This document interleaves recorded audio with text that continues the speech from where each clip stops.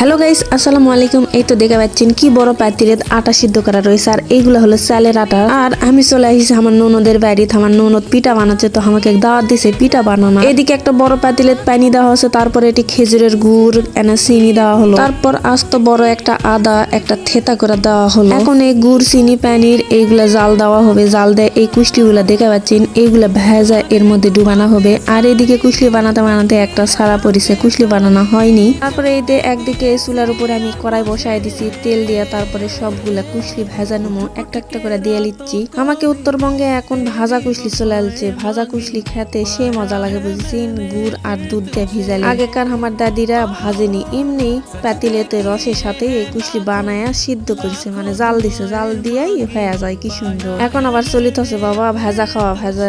আজ এই কুশলি গুলা আমি এরকম বাদামি বর্ণের করে ভেজা লিচ্ছি, এরকম করে ভেজা লওয়া লাগবে। সবগুলা কুশলি অনেকগুলা ভেজা লওয়া হয়ে গেছে, তো আমি একটা পাতিলে জড়ো করে লিছি। আমার ননদ মেলাগুলা কুশলি বানাছে বাবা, তার যায় কেক, আবার আমাকে কেক খাওয়াবে, মানে ভাইয়ের বই কেক খাওয়াবে, সবাইকে খাওয়াবে, ওই জন্য মেলাগুলা কুশলি বানাছে। তো আই দে কুশলি আমি একটা পাতিলে ঢালা দেওয়ার পরে দুধ ঢালা দিচ্ছি।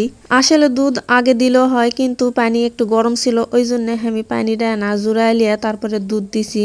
বাড়ির দেশি গরুর দুধ বুঝা পারিছেন, তো ওই জন্য দিচ্ছি ঢেলায়। তারপর আই দে আনা ডাবুক দিয়ে এদিক ওদিক লেড়াচেড়া দিচ্ছি। দেখছেন তাও গরমই কি আছে পানি, এখনো ধোয়া উড়িচ্ছে।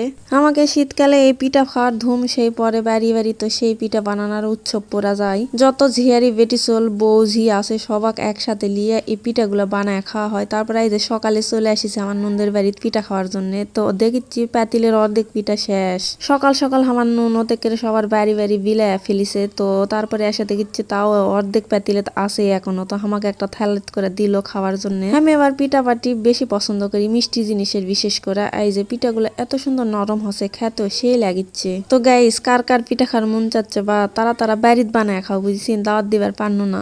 সকাল সকাল তো আমিও ঘুমের থেকে উঠে চলে আসিছি পিঠা খাওয়ার জন্য। পিঠা আমার এতই পছন্দ বুঝা পারিছেন। তো গাইস, আমার ভিডিও যদি তোমাকে ভালো লাগা থাকে অবশ্যই লাইক কমেন্ট করে পাশে থাকবেন, আর আমার জন্য দোয়া করবেন। সবাই ভালো থাকবেন। আসসালামু আলাইকুম।